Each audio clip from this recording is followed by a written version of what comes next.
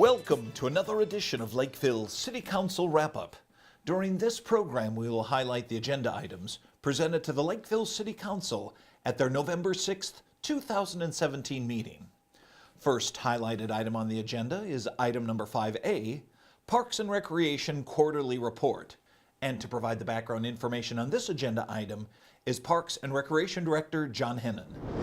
Thank you, Mayor, City Council. This will be the quarterly report for the months of August, September, and October. And starting off with some park projects. One is the replacement of the playground at Dodd Trail Park, which was completed about a month and a half ago.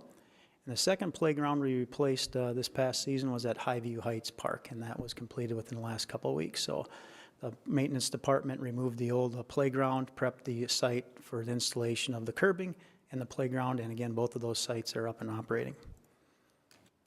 Also under park maintenance, the maintenance department did a major renovation of Field 4 at Aronson Park, and also worked with a contractor to do maintenance at 12 of our baseball fields, 8 at King Park and 4 at Quigley-Syme Park.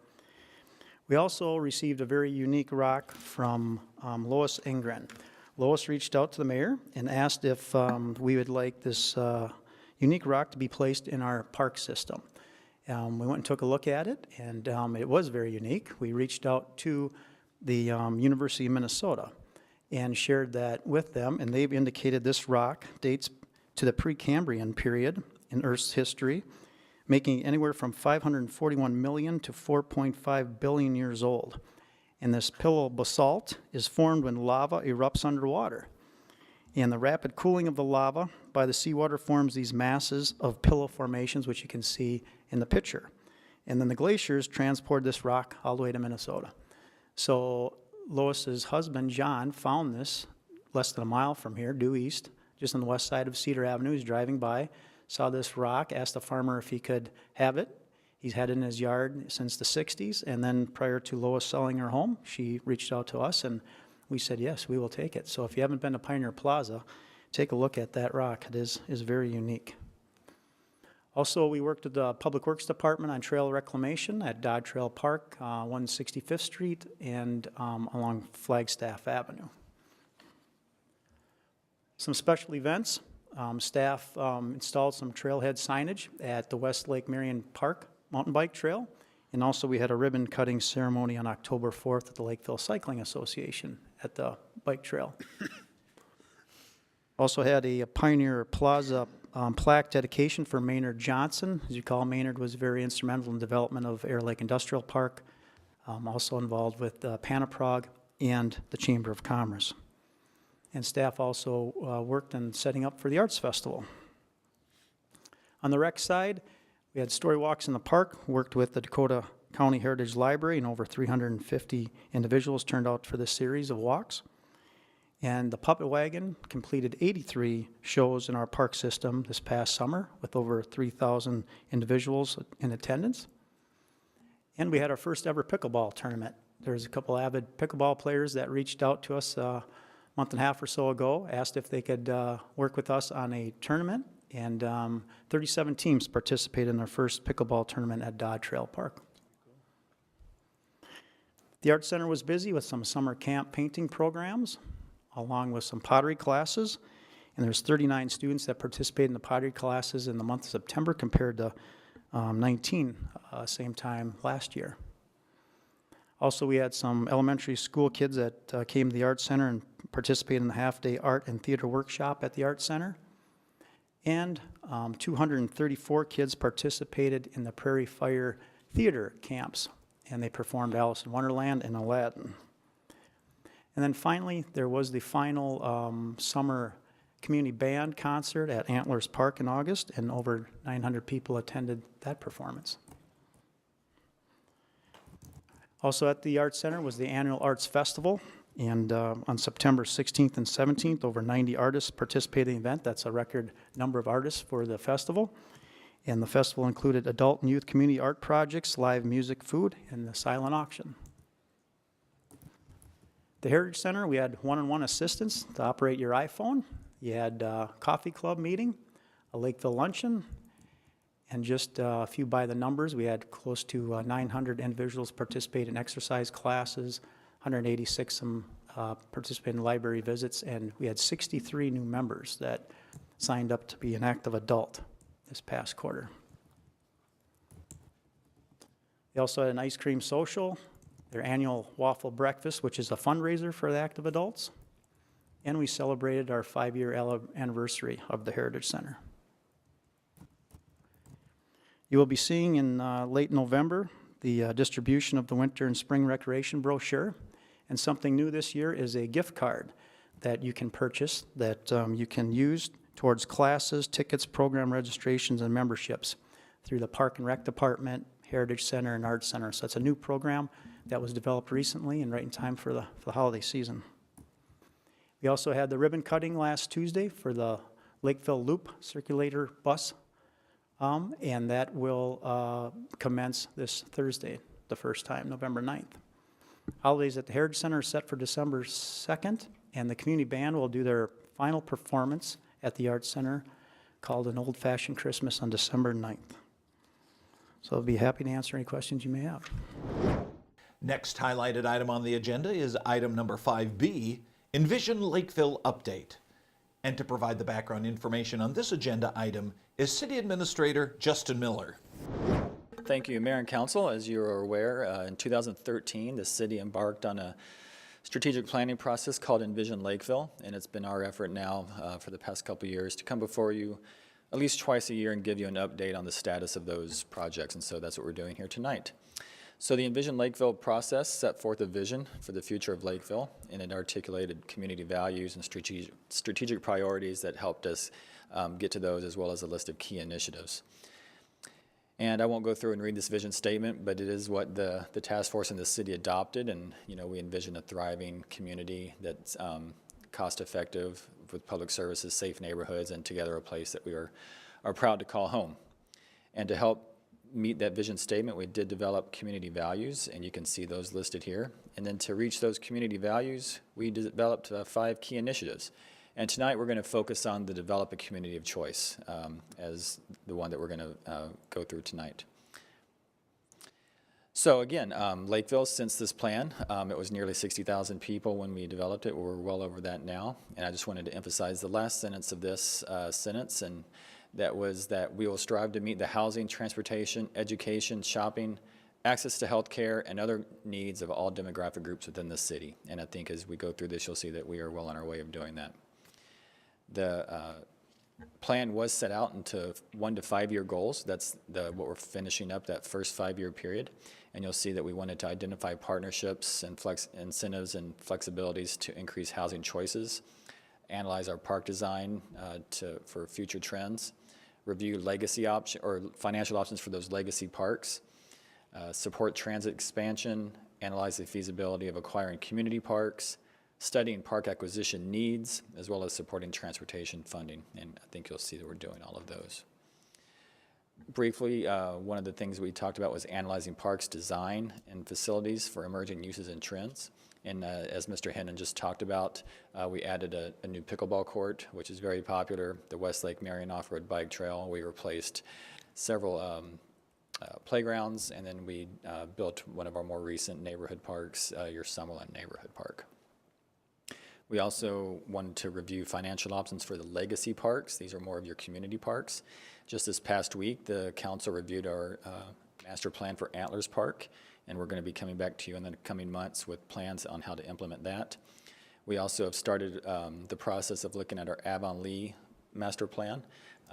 That is right now 66 acres of a park.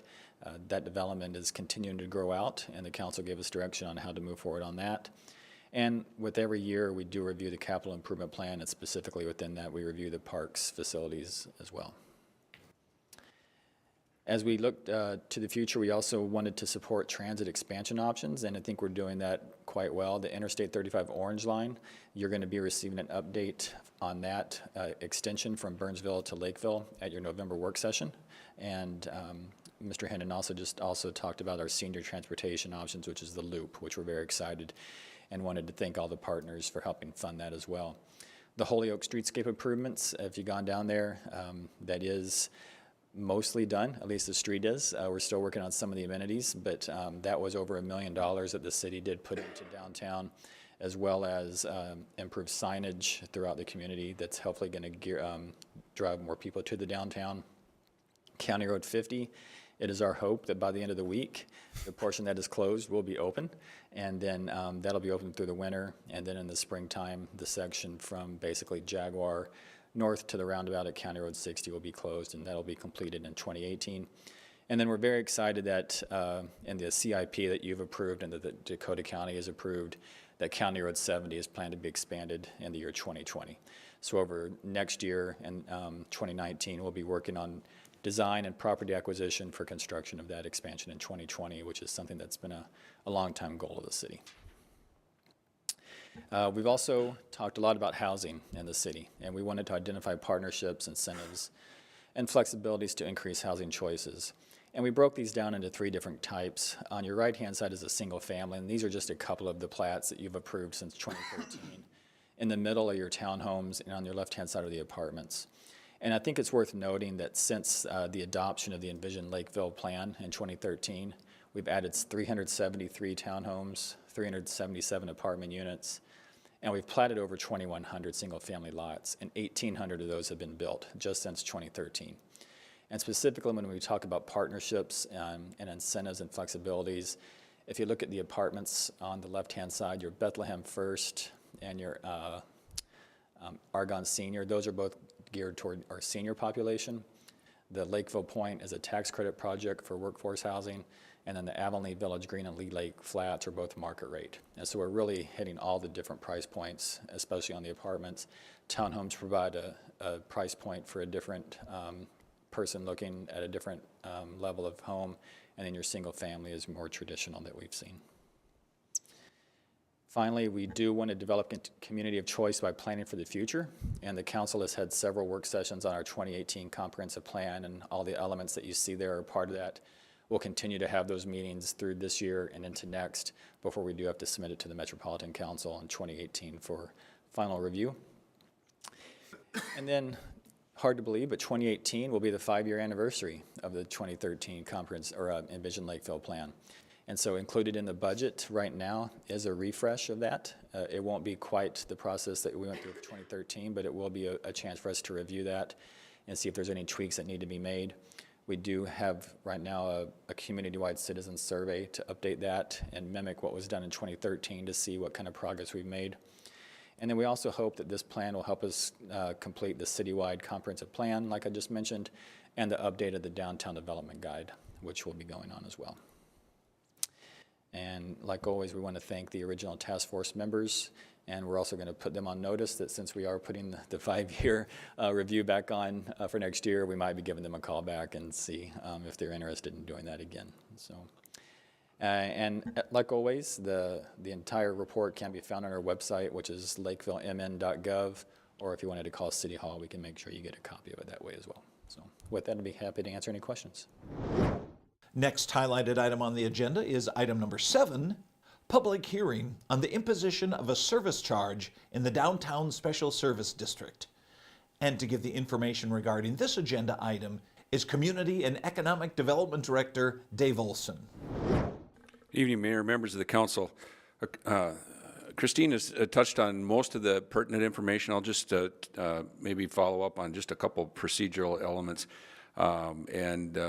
She was correct that this special service district was put in place in 1998, adoption of a special ordinance by the City Council at that time. And it does require that the City Council consider every year levying what the special service district charges will be for the following year.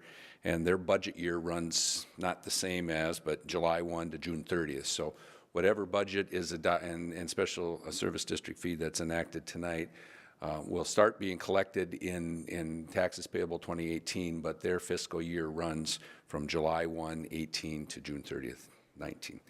As Christine alluded to, the budget and the request from the board of for the Downtown Special Service District has been a budget of $13,750, which is exactly 1/2 of the previous year's budgets. The resolution also talks, and we've always had in the ordinance a minimum and a maximum that any property owner could be assessed. The minimum was $100, the maximum was $6,000.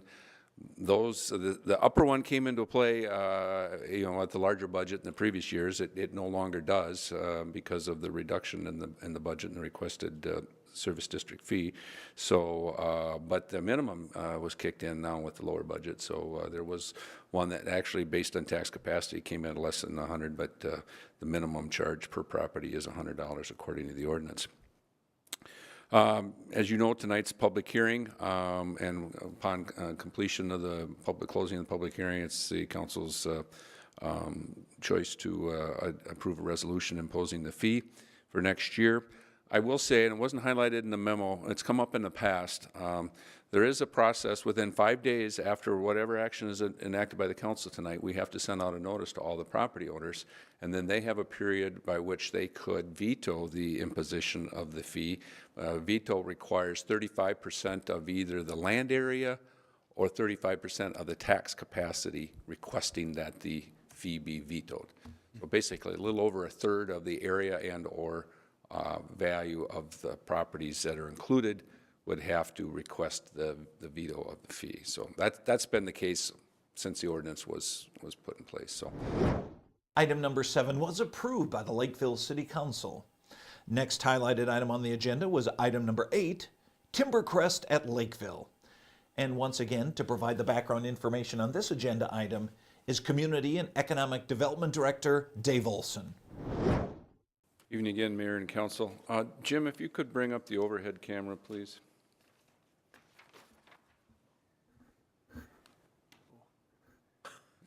This doesn't come through as well, but everybody I'm sure is familiar with, and actually it doesn't seem possible, but this building has been open for 15 years now. And it was one of the first large new retail buildings when I first started working here. It was under construction, and so we had our first meeting with Representative Kimberly Horn and Target Corporation back in June, and they are on a program to refresh the stores in the system, and fortunately Lakeville is been included in the first round of approximately 300 of their plus stores of their total of 1,800. And hopefully the overhead will come back, and again, we'll zoom in on this. And you have better copies in your packet, but just so you know where this is going on, there's two main entrances to the building, so those entire entrances would be clad with this new material, this simulated wood material. And then there's a center portion, and you also saw from the previous pictures of the existing building. In addition to this, all the signage on the building is being replaced too. Right now it's kind of got red and greens in the signage, in the logo signage. It's all going completely white, updated style of lettering on the signage as well. So there are three areas on the front side, and then on the west elevation that faces the freeway, I-35, there's a area in the middle that there's signage there again today. Excuse me, that would be replaced with the new white signage, and the simulated wood material would be a portion of that elevation as well. We're seeing, and you saw it earlier this year with the Schneiderman's building. They are coming in. Architects and businesses are trying to come up with new and different looks to building besides concrete block and brick. And the nice thing about this building is it pretty much looks on the exterior the same as it did 15 years ago. I mean, the material, in fact, has held up very well. And we've had discussions with Target and Kimberly Horn about this and their architect, and that's why we, because it's not an approved material in our ordinance or in the PUD that was originally approved for Timber Crest for all of the buildings, including Target, we wanted and felt it was appropriate to go through a public review process. So this is the last stop in that process. The Planning Commission held a hearing on this on October 19th. There was nobody at the public hearing portion of that meeting to testify other than the developer and their representatives, and thus the Planning Commission recommended unanimously to go ahead with the approval to the PUD and an amendment to the development contract to provide for this new material to be used on the Target store in Timbercrest. I would point out that this PUD amendment, as drafted, only covers the Target lot in Timbercrest. So if any of the other buildings or new buildings come in that would want to develop and use some materials that weren't included in the original PUD or the current ordinance, they would have to go through a similar process to this one. I should point out, and it wasn't mentioned earlier, but we have plans in inspections waiting right now for issuance for this, and it's not only on the exterior, but there's going to be considerable cosmetic upgrades or refreshes on the inside of the store, and the total estimated cost right now is $4.5 million. So it's a significant investment and refresh on the store. It's a corporate decision that Target came to us with, and we've just been kind of guiding them through the process, and we felt it's substantial enough and new enough, just as we did with Schneiderman's. You recall that was a conditional use permit to because their materials on that store also didn't comply with the current commercial materials that are approved in the zoning ordinance. This is a little bit different because it's a planned unit development, whereas Schneiderman's was in a conventional C3 zoning district. So the process, still a public process, but a little bit different given this is a PUD. So that's all I have in terms of staff presentation. I'll certainly stand for any questions. Item number 8 was approved by the Lakeville City Council. Well, those were the highlighted items presented to the council at their November 6th, 2017 meeting. If you have any questions or comments regarding these agenda items, please feel free to call City Hall. The number is 952-985-4400. Thanks for watching this edition of Lakeville City Council Wrap-Up.